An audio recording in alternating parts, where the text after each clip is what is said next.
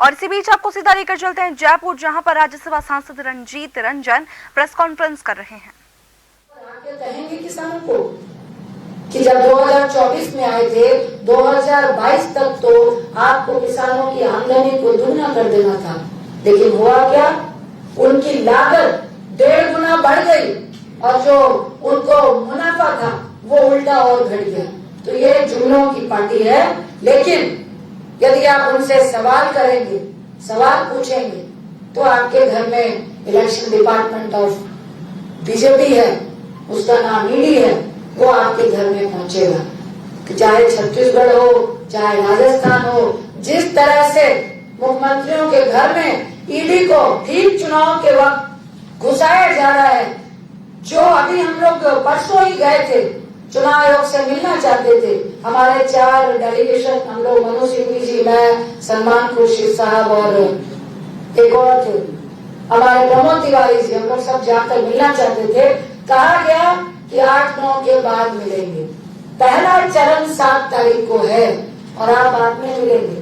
तो ये क्या दर्शाता है? हम कोई टिप्पणी नहीं कर रहे।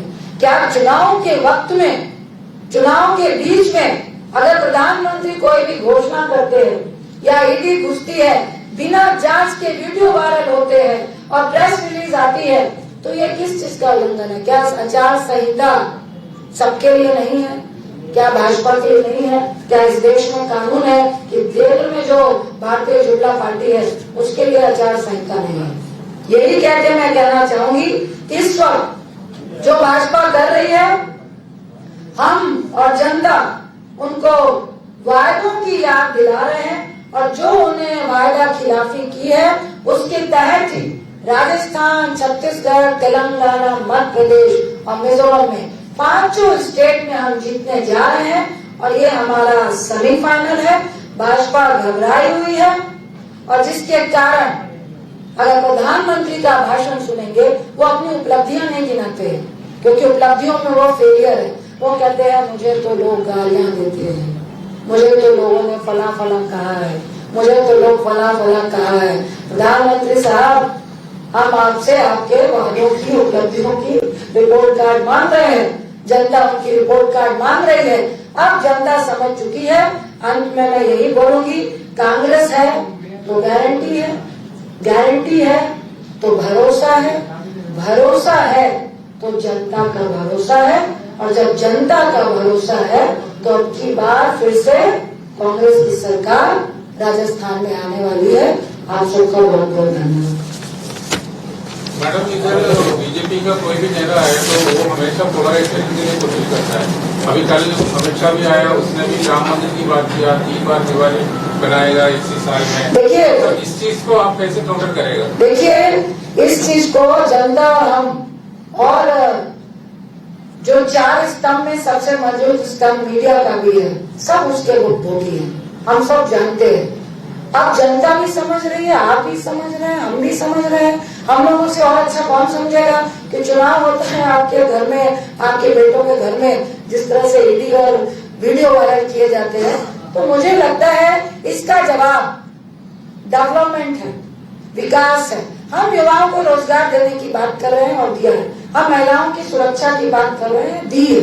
हम किसानों को उनके जो एमएसपी है उसको बढ़ाने की बात कर रहे हैं, ऋण को माफी की बात कर रहे नहीं है, की है, और आगे भी करने की, और उनको सुरक्षा देने की बात कर रहे हैं। तो मुझे लगता है कि देखिए 2014 में वो पोलराइजेशन की बात करके नहीं, विकास मॉडल गुजरात का दिखा के आए थे। उसके बाद 19 में उन्होंने पोलराइजेशन किया और किस किस तरह का जो हर चुनाव से पहले उन्होंने कार्ड खेला है, अब लोग बहुत अच्छी तरह से समझना शुरू हो गए हैं। आपने ही मेरे प्रश्न का जवाब दिया कि उनके पास उपलब्धियां गिनाने के लिए नहीं है। तो मैं तो आपके माध्यम से जनता को कहूंगी कि जब वो पोलराइजेशन की बात करे तो युवा को पूछना चाहिए कि रोजगार कितना दिया है। मेरे पॉकेट में 15 लाख अभी तक नहीं है। तो निश्चित तौर से मुझे लगता है कि हम लोगों की रणनीति में जवाब हमारा काम है।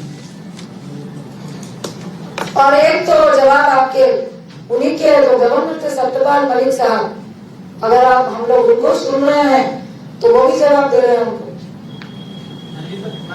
चुनावी बॉन्ड के संबंध में सुप्रीम कोर्ट का जो स्टैंड रहा है उसके लक्ष्य में कांग्रेस पार्टी का क्या कहना है, क्योंकि ये एक लेवल प्लेइंग फील्ड नहीं साबित हो रहा है चुनावी बॉन्ड के संदर्भ में, क्योंकि एक पार्टी का कैश इनको जो है बॉन्ड्स के रूप में अधिक रहा है, तो कांग्रेस पार्टी इस पे संदर्भ में क्या कहना चाहिए? देखिए, ये निर्णय तो हमारे राष्ट्रीय अध्यक्ष और हमारी सुप्रीम कमेटी करेगी, लेकिन हाँ, ये जो बॉन्ड का खेल है जो भाजपा ने चलाया, जिसमें 60% अकेला जो बॉन्ड है वो भाजपा के खाते में जा रहा है, और 40% जितने महागठबंधन कह लीजिए या विपक्ष है, जितनी पार्टियां भाजपा के साथ नहीं है, एक्सेप्ट भाजपा, सारी पार्टियों का अगर आप बॉन्ड जोड़ें तो वो 40% में है, और